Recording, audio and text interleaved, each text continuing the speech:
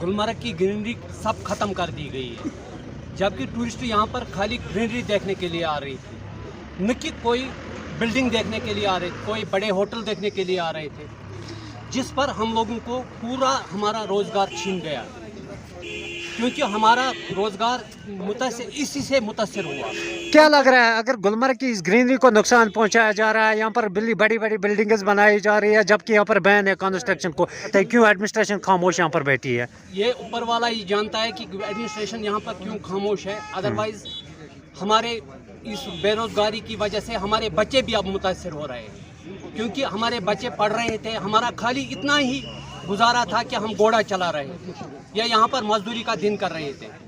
बदकिस्मती से कुछ भी आज हमारे पास नहीं है और सब छीना जाता है हमारे, और गुलमर्ग की ग्रीनरी बिल्कुल ही खत्म की गई। तो क्या डिमांड रहेगी आज आपकी एडमिनिस्ट्रेशन से या मरकजी सरकार से? अपील करते हैं कि गुलमर्ग की ग्रीनरी को बचाइए। क्या वजह है इसके? हमारा जो बड़ा मुद्दा है वो तो पहले ही आपको नज़र आ रहा है। गुलमर्ग जो है अब गुलमर्ग नहीं रह चुकी है, गुलमर्ग बम्बई बन चुकी है।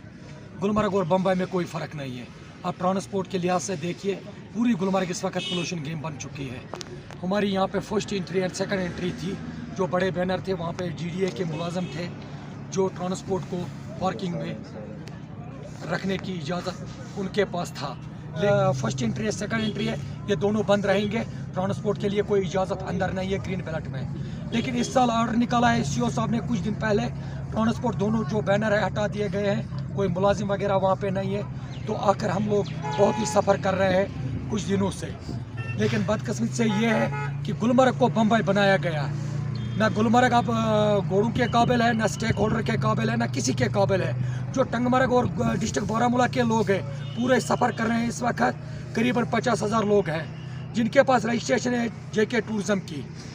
तो आपकी क्या मांग है? हमारी ये डिमांड है, एक तो पहले स्टेक होल्डरों को ये हक मिलना चाहिए कि उनको रोज़गार मिलना चाहिए। टूरिज़म इस वक्त भाजपा सरकार दावा कर रही है कि हम टूरिज़म भेज रहे हैं कश्मीर के लिए, कश्मीर के लोगों के लिए, लेकिन हमारे पास किसी गरीब के पास टूरिज़म पहुंच नहीं रहा है। प्लीज़ हम मोदबाना गुजारिश करते हैं गवर्नर साहब से और रविंद्र राणा साहब से, मोदबाना अपील करते हैं, प्लीज़ गुलमर्ग पे थोड़ा सा तवज्जो दीजिए कि इन 50,000 लोगों का रोज़गार जो छीना जा रहा है किस हद से छीना जा रहा है। आखिर कितनी करप्शन है गुलमर्ग में और कितना हम सहेंगे? आखिर कितना करप्शन है गुलमर्ग में? आप देखिए खुद, एक एक प्लॉट बन रहा है, 40-40 लाख रुपया बिल निकल रहा है। बाथरूम यहाँ पे बन रहे हैं, उन पे 50-50 लाख रुपया बिल निकल रहा है। ये गरीब का पैसा है और कहाँ जाएगा ये गरीब लोग?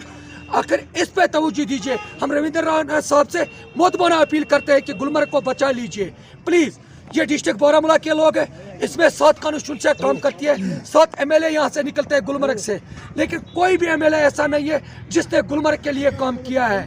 हमारे जो भी MLA हैं सब लोग चोर हैं। हम भाजपा सरकार से अपील करते हैं कि हम लोगों का दिफा कीजिए।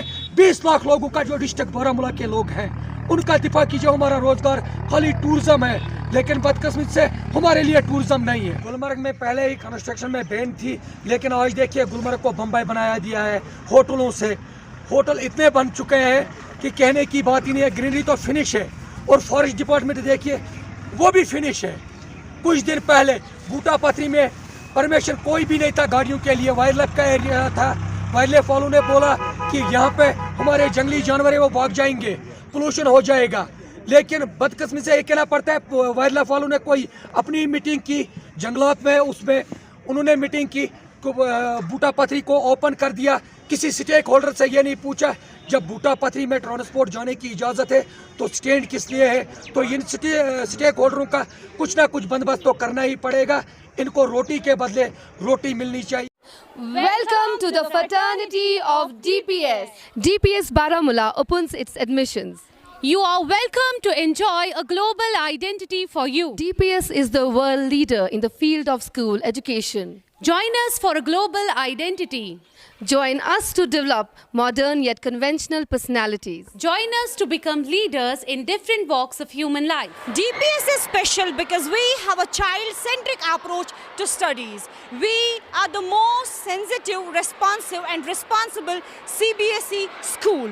We believe in the blend of conventional Orientalism. We develop the qualities of benevolence, trust, tolerance, integrity, compassion to our students. You are welcome to seek admissions in DPS Baramulla. Thank you.